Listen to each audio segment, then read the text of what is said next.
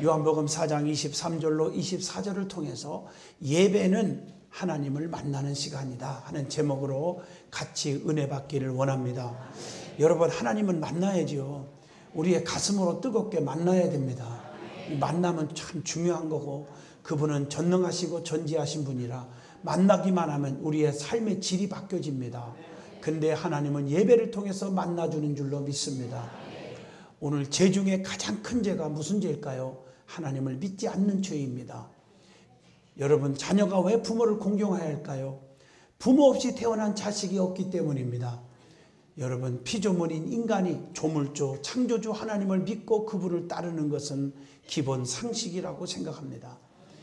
여러분, 하나님은 어떤 분입니까? 생사화복을 주관하시는 분입니다. 세상 만사가 내 마음대로 사는 게 아닙니다. 하나님이 주관하고 계십니다. 그분 마음을 편케 하시고 그분의 마음에 감동케 하는 자, 창세기부터 요한계시록까지 보세요. 죽을 자는 살았고 병든 자는 고쳤고 눈먼 자는 뜨게 하셨고 안진뱅이 걷게 하셨고 풍랑도 잔잔케 하시고 모든 일들을 다 해결하신 분입니다. 그래서 우리는 그 하나님을 만나는 체험이 있어야 돼요. 그 하나님을 잘 믿는 믿음이 있어야 돼요. 하나님은 전지하시고 모르는 것이 없는 그런 분이시고 또 무능치 못함이 없는 전능하신 분이고 안 계신 곳이 없이 어디든지 계신 무소부재하신 하나님입니다. 그래서 우리가 성경에 보면 하나님이 어디든지 계시기 때문에 그분께 무릎 꿇고 기도하면 다 문제가 해결되고 축복을 받았어요. 저희 교회도 마찬가지예요. 여러분, 같은 말씀이고 같은 하나님의 성전이지만 여러분들이 기도할 때마다 응답을 많이 받잖아요. 특별히 어떤 분은 제가 지방에서 부흥회 하냐고 여기 일산에 올 수도 없지만 어떤 분은 목사님 기도해 주세요. 종양이래요. 전화로 기도 한 번 했는데 병원에 가니까 종양이 없어지고, 이런 분들이 우리 교회 안에 얼마나 많이 일어납니까? 어디든지 시공간을 초월하시고 하나님은 계시기 때문인 줄로 믿습니다. 그러니까 하나님 앞에 간절히 중복 기도할 때 그 하나님은 들으시는 줄로 믿습니다. 그런데 하나님은 구약에서는 제사를 통해서, 오늘날은 예배를 통해서 하나님은 우리를 만나주시고 문제를 해결해 주시고 축복도 주시는 분이십니다. 믿음의 사람들은 예배를 통해서 축복을 받고 믿음이 점점 자라고 성숙해지는 것입니다. 그래서 예배의 신앙이 살아나면 모든 것들은 다 시온의 대로가 열리고 만사가 형통이 오는 것입니다. 그렇기 때문에 오늘 본문 말씀에 하나님은 영이시니 예배하는 자는 신령과 진정으로 예배할지니라 라고 24절에 말씀하고 계십니다. 저와 여러분이 오늘 본문 말씀을 통해서 예배는 하나님을 만나는 시간이다 하는 제목으로 저와 여러분이 같이 은혜를 받고 예배의 신앙이 뜨거워지기를 주 이름으로 축원드립니다. 제일 먼저 예배가 무엇입니까? 예배가 무엇이길래 예배하는 자를 하나님 만나주신다고 그랬고 예배가 중요하다고 가르쳤습니까? 제일 먼저 예배의 의미가 무엇인지를 말씀드립니다. 시편 138편 2절에 보면 내가 주의 성전을 향하여 경배하며 주의 인자하심과 성실하심을 인하여 주의 이름에 감사하오리니 이는 주께서 주의 말씀을 주의 모든 이름 위에 높게 하셨음이니이다. 주의 이름에 감사하며 주님의 이름에 감사하는 거예요. 그게 예배예요. 시편 138편 1절에 주님께 찬양하는 거예요. 로마서 12장 1절 보면 그러므로 형제들아 너희 몸을 하나님이 기뻐하시는 거룩한 산제사로 드리라. 이는 너희의 드릴 영적 예배니라. 하나님께 산제사를 드리는 것이 예배입니다. 또 시편 136편 5절에 보면 지혜로 하늘을 지으신 이에게 감사하라. 그 인자하심이 영원함이로다. 창조주 하나님께 정말 진심으로 감사함으로 경배하는 것이 예배인 줄로 믿습니다. 그러면 예배의 뜻이 뭘까요? 물론 구약에 나오는 히브리 말, 신약 성경에 나오는 헬란 말의 차이는 있지만 여러분, 예배의 그 가장 동질성은 하나님을 향한 바른 자세를 가지고 하나님을 찬양하고 경배하는 뜻이 있어요. 그래서 역대하 29장 30절 보면 히브리 말로 보면 사하라고 하는 말을 쓰는데 그 말은 섬긴다 혹은 절하다 혹은 엎드린다 이런 뜻이 있습니다. 즉 하나님을 섬기고 그분께만 엎드리고 그분께 절하는 겸손한 자세로 하나님께 나아가는 것, 이것이 바로 예배입니다. 그러면 예배의 대상이 누굽니까? 누구에게 예배를 드리는 것입니까? 이것은 어느 형체도 안 되고 사람이 돼서도 안 되고 장양의 목사가 돼서도 절대 안 됩니다. 예배의 대상은 오직 하나님 한 분이십니다. 마태복음 4장 10절 하나님이십니다. 성도는 하나님께만 경배해야 된다고 요한계시록 19장 20절에 말씀하고 계십니다. 나는 너의 및 예수의 증거를 받은 내 형제들과 같이 된 종이니 삼가 그리하여 말고 오직 하나님께만 경배하라. 예수의 증거는 대영의 영이라 하더라. 이렇게 말씀하고 계십니다. 그 다음에 예배의 대상은 예수 그리스도 주님이십니다. 우리는 삼위일체를 믿습니다. 성부, 성자, 성령 한 하나님이십니다. 동일하신 분입니다. 그래서 요한복음 10장 30절만 말씀 봐도 나와 아버지는 하나이시니라 그렇게 말씀하고 계십니다. 그렇기 때문에 동방박사들도 마태복음 2장 11절 보면 예수님이 탄생했을 때에 동방에서부터 별을 따라와 가지고 보배 압을 열어서 비싼 황금, 유향, 모략을 드리며 경배를 했어요. 왜? 그분이 하나님이시기 때문인 줄로 믿습니다. 요한은 요한계시록에서 보좌에 앉으신 이와 함께 어린 양을 경배의 대상으로 증거하고 있다고 계시록 4장 10절로 11절에도 말씀하고 계십니다. 계시록 5장 11절로 14절 보면 구속하신 예수님께만 경배하여야 한다고 말씀하고 계십니다. 그러면 예배의 장소가 어디입니까? 어디서 예배 드려야 됩니까? 가장 중요한 예배는 성전 예배입니다. 그래서 시편 5편 7절에 보면 사도행전 2장 40도 6절 성전에서 예배하는 것이 큰 은혜와 축복입니다. 오순절날 마가다락방에 120명이 은혜를 받고 나서 그들이 성전에 날마다 마음을 같이하여 모이기에 힘쓰고 집에서 떡을 떼며 기쁨과 순전한 마음으로 음식을 먹고 서로 유무상통합니다. 네 것 내 것 안 따지고 그리고 서로 떡을 띄워주고 나눠 먹고 나눠주고 자기 것도 내 거라고 주장하지 않았고 사랑의 공동체가 되었어요. 그리고 모이기에 힘썼고 모여서 기도하고 모여서 전도하고 사도들의 가르침을 받았고 말씀을 들을 때 주의 종의 말씀 전할 때 교만하지 아니하고 가슴을 치면서 어찌할꼬 찔림받기 시작하니까 사도행전 2장 47절에 구원받는 자들이 날마다 더해가더라 이렇게 기록하고 있습니다.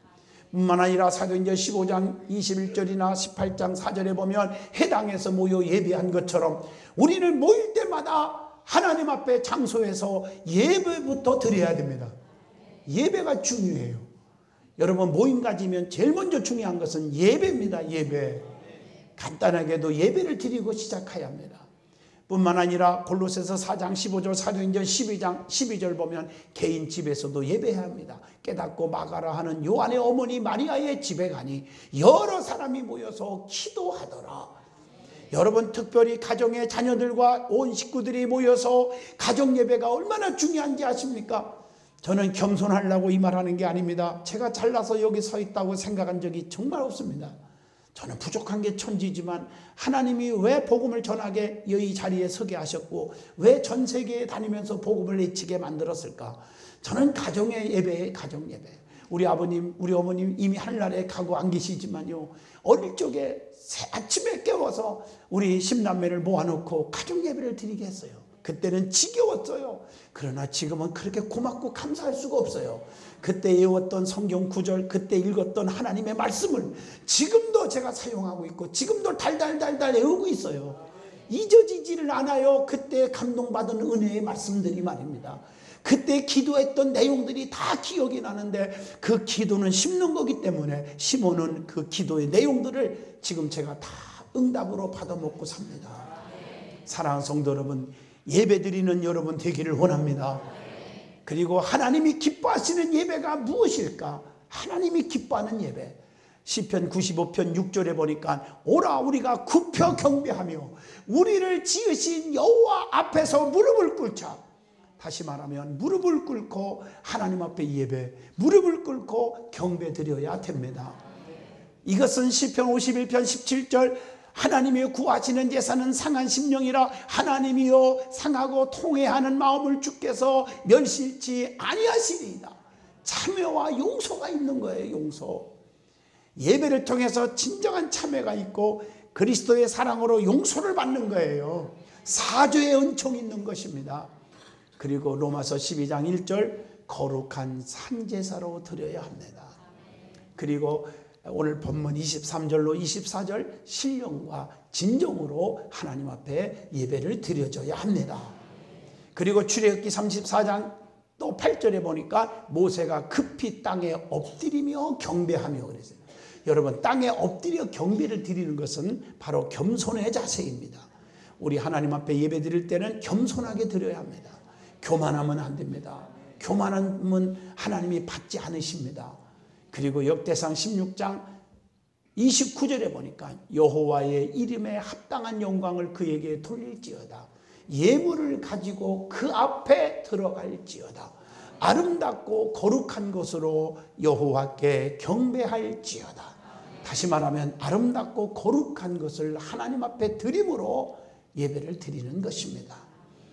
그리고 시편 50편 23절에 감사로 제사를 드리는 자가 나를 영화롭게 하나니 그 행위를 옳게 하는 자에게 내가 하나님의 구원을 보리로다.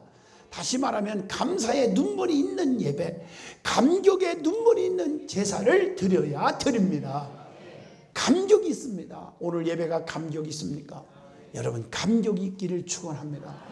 나 같은 것이 무엇이길래 하나님의 성전에 불러주셔서 예배 드릴 수 있게 하는 이 자체가 얼마나 감격스러운지 아십니까? 오늘 여러분 공산권 세계에서는 예배를 드리고 싶어도 드릴 수 없는 자들, 예배 드려가 잡혀갖고 총살당하는 사람들이 얼마나 많고 저 해교권도 얼마나 많은지 아십니까? 여러분, 핍박 속에서도 믿음을 지키는 사람들이 있습니다. 오늘 여러분, 감사와 이 예배는 감격이 있어야 됩니다. 눈물이 있어야 될 줄로 믿습니다. 그리고 사무엘상 15장 22절 순종의 제사보다 낫고 듣는 것이 수양의 기름보다 낫다. 여러분, 순종하는 자세로 예배를 드려야 됩니다. 그리고 마태복음 5장 23절로 24절에 보면요, 하나님은 아무 제사나 받고 예배를 받으시고 예물을 받으시는 분이 아닙니다. 왜냐하면 하나님은 부자의 아버지십니다. 여러분, 헌금에 관심 있고 무슨 여러분 다른 뜻에 관심 있는 게 아니에요. 예배를 통해서 영광 받는 데 관심이 있기 때문에. 너는 형제와 화해하지 않은 거 있구나. 재물을 놓고 가서 화해하고 와라. 그제야 내가 예배를 받아주겠다는 거예요. 그게 마태복음 5장 23절 24절이에요. 화목제사로 드려야 합니다. 뭔가 가로막혔던 담을 다 헐어버리고 하나님 앞에 예배를 드려야 됩니다. 십자가의 그늘 밑에서, 십자가 밑에서 용서 못할 게 어디 있습니까? 다 용서하고 덮어주고 사랑으로 하나님 앞에 예배를 드릴 때 그것이 거룩한 산제사가 되는 것입니다. 그리고 제사는 깨달음이 있어야 됩니다. 즉 깨달음이 있는 제사를 드려야 한다는 거예요. 이사야 1장 11절로 13절을 보시면 나옵니다. 여러분, 정말 우리는 깨달음이 있어야 돼요. 말씀을 들을 때 가슴을 치고 통곡이 있고 내가 지난날의 허물을 다 하나님 앞에 내놓을 수 있고 내가 이제부터 하나님 앞에 의롭게 말씀 중심으로 살아야 되겠다, 겸손하게 살아야 되겠다고 하는 결심을 할 수 있는 거예요. 깨달음이 없이는 결단이 안 내려집니다. 그리고 오늘 본문 24절에 성령님이 임재하는 예배, 신령과 진정의 예배가 드려져야 합니다. 예배를 통해서 주님을 만나는 체험이 있고 예배를 통해서 은사가 체험되고 예배를 통해서 치료가 나타나고 예배를 통해서 문제가 해결되고 예배를 통해서 여러분의 소원이 성취되는 그런 신령한 예배가 이루어지기를 바랍니다. 그런데 왜 예배를 드려야 합니까? 자꾸 예배가 중요하다고 가리키는데 왜 예배를 드려야 하는 말이 하나님께 이유가 있죠. 시편 95편 6절로 7절에 하나님은 우리의 창조주가 되시고 우리는 그의 피조물입니다. 당연히 예배 드려야 되는 거 아니에요? 그리고 계시록 4장 10절로 11절에 하나님은 경배, 예배 받으시기에 합당하신 분 아닙니까? 마태복음 28장 9절에 예수님을 예배를 통해서 만나면 참 평안을 주시고 모든 문제가 해결 주시기 때문에 우리는 예배를 드리는 거예요. 자, 그러면 하나님 앞에 신령과 진정의 예배를 드리라고 했고 예배 드리는 것이 중요하다고 그랬는데 예배를 드리는 자에게 주시는 축복이 무엇입니까? 반드시 있습니다. 제일 중요한 것은 하나님께서 영광을 받으시는 거예요.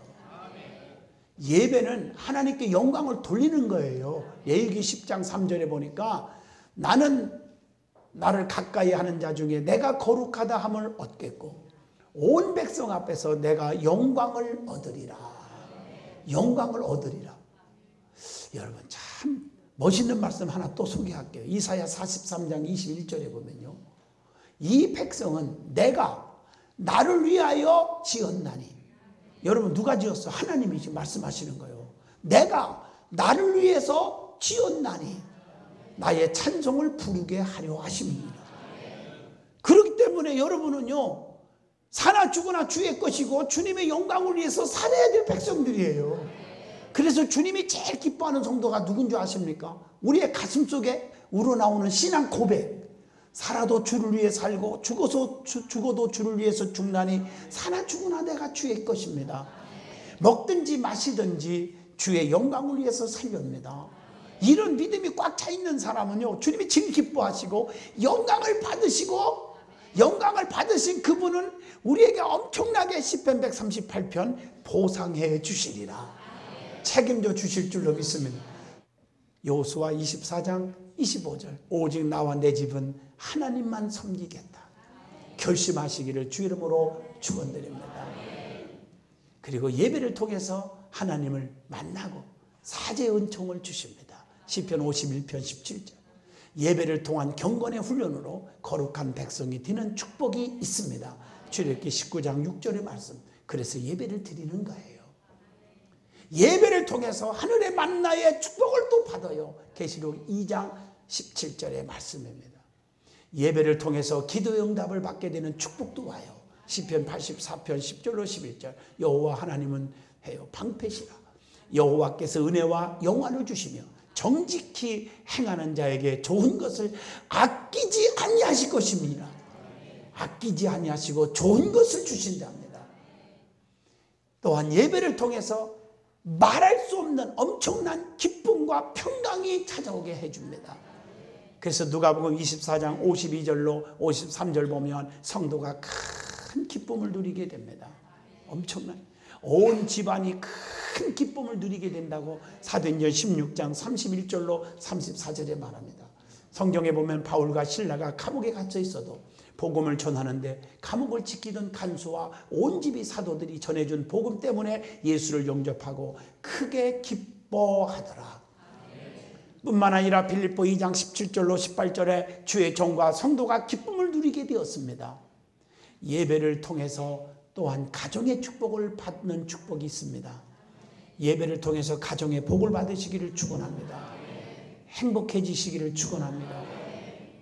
그래서 성경에 보면 가정의 복을 받은 집이 많아요. 막 왕의 계승이 끊어지지 아니하고 축복이 대대로 자자손손 끊어지지 아니하고 아브라함 때문에 이삭이, 이삭 때문에 야곱이, 야곱 때문에 요셉이 쭉 이어지는 것도 있고요.